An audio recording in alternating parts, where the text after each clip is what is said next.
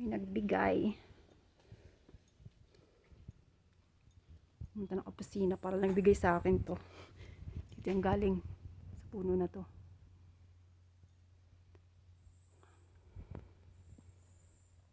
Ito lang buhay ko araw-araw.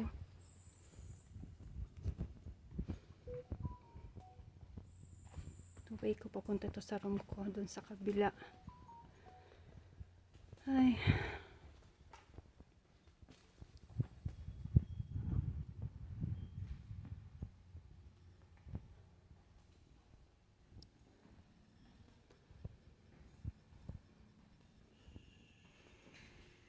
Para lang ako rumarampang mag-isa. Model-modelan na walang audience.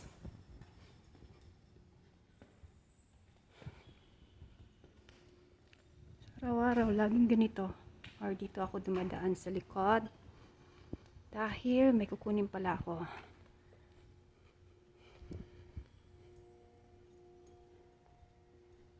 Yan yung likod ng kwarto ko dati. Ito yun, lagi kong nakikita tuwing umaga pagkagising habang nagkakape.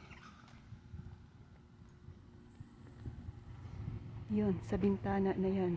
Yan ang kwarto ko. Taas. Dating kwarto yan ni Madam Edna. Ito pala yung kukunin ko, kaya pala ako duman dito sa likuran. Mangunguha ko ng dahon ng diabano. Oh, ayan. Target locked. Gawin ko yung juice pag nahinog. Hayaan ko lang muna sa puno. Siya mahinog para hindi na ako mag-effort. Kakapahinog niyan. Ito, kunin ko to. Alam niyo ba ang gagawin ko dito?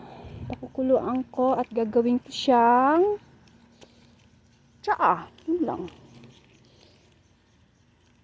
Guyabano. Natawag dito, tama ba? Guyabano leaves. Alam ko ng mga benefits nito. Basta nasasarapan lang ako. Yun lang yun. Masarap lang siya. Gawin tsaa.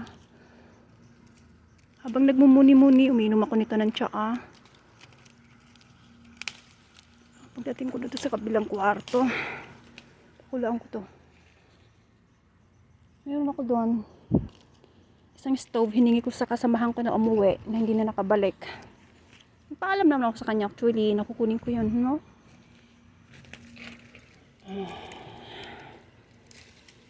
Hindi ko alam mo kailan sila makakabalik.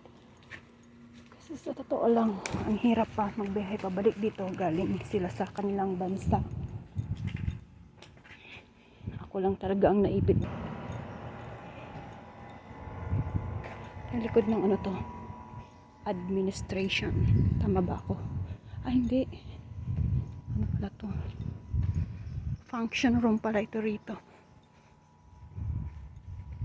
Ayan. Yung likod. Meron kami dyan lake, may mga maraming pagong dyan, may nakikita akong maraming pagong at bangus yata or tilapia, hindi ko alam. Ito, gumamela para malaman nyo, ay napakilala ko sa inyo ang bulaklak ng gumamela. Ginagawa ko rin siya, ayan, pero wala akong magagawa, kunin ko na siya ngayon. Yan din ang dahilan ba't ako mo dumaan dito. Gagawa ko ng siya ng gumamela. Mamaya ito.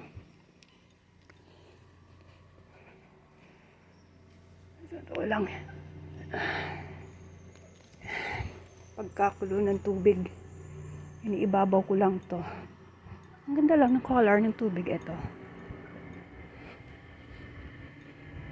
Administration pala office. Walang kayo maingay ha. Sikreto lang natin to. Nag-video ako. Hindi pa nila alam to. Ito lang. Ganito lang. Dinadaanan ko.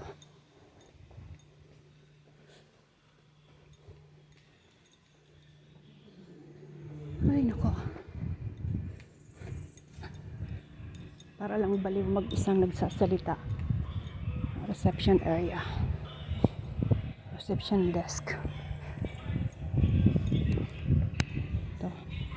Araw-araw na ginawa ng Diyos. Ito rin sila nakikita ko. Bonjour!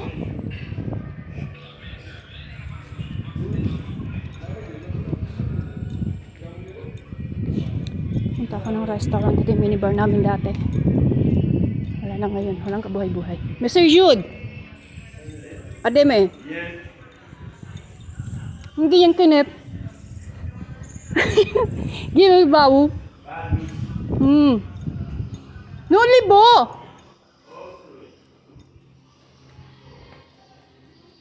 Restaurant. Dito ako nag-shortcut. Ayoko naman doon. Ang init-init. Ito restaurant namin. Shortcut lang ako. Kasi dito malilim. Exposed ako sa sikat ng araw. Ang sakit-sakit sa ulo. Karating ng kwarto, aircon. Ay. Ito, mga tambay ng restaurant. Bonjour!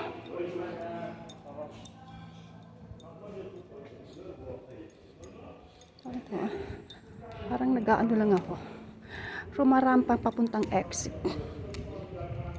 Ay, kinip ko. Kinip ko. May kinip. Ito na yun. Nasa north na ako. Dito ako lumipat. Yung sobrang gulo dito, inilipat kami lahat sama-sama sa isang area. Magkagulo man. Ay, hindi na kailangan hanapin kung nasaan yung isa. Diretso na kami sa mga plano namin kung sakali man.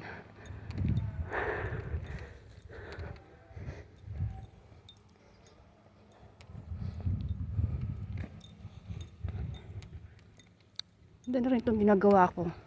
Total, wala rin naman ako makausap wala rin naman ako makausap. Hindi kausapin ko yung camera habang nag-video. Ito na. Sa totoo lang. Ito, hingal na hingal ako dito lagi. Ayun. Kalimutan ko kunin yan. Mamayang tanghali kunin ko yung mga bulaklak ng gumamela. Gawin kong tsaa yan.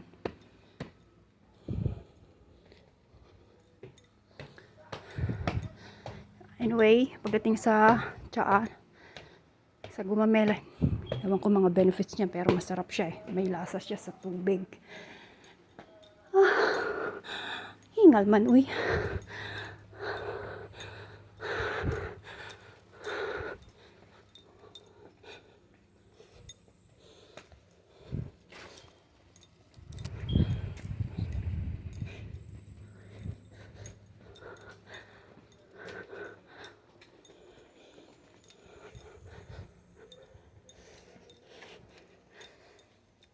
Yan siya. Isa sa palagi sa bantay ko. 6 yan minsan dito. Ayun pa yung isa. Narinig yung boses ko. Naglalitawan na sila. Kalayatan nila may pagkain akong pasalubong para sa kanila. Ito yung kwarto ko.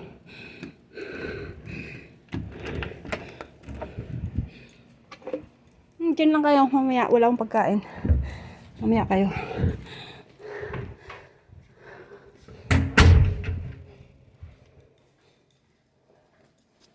Sige. Ito na muna. Sobrang gulo ng kwarto ko. Nakakahiya.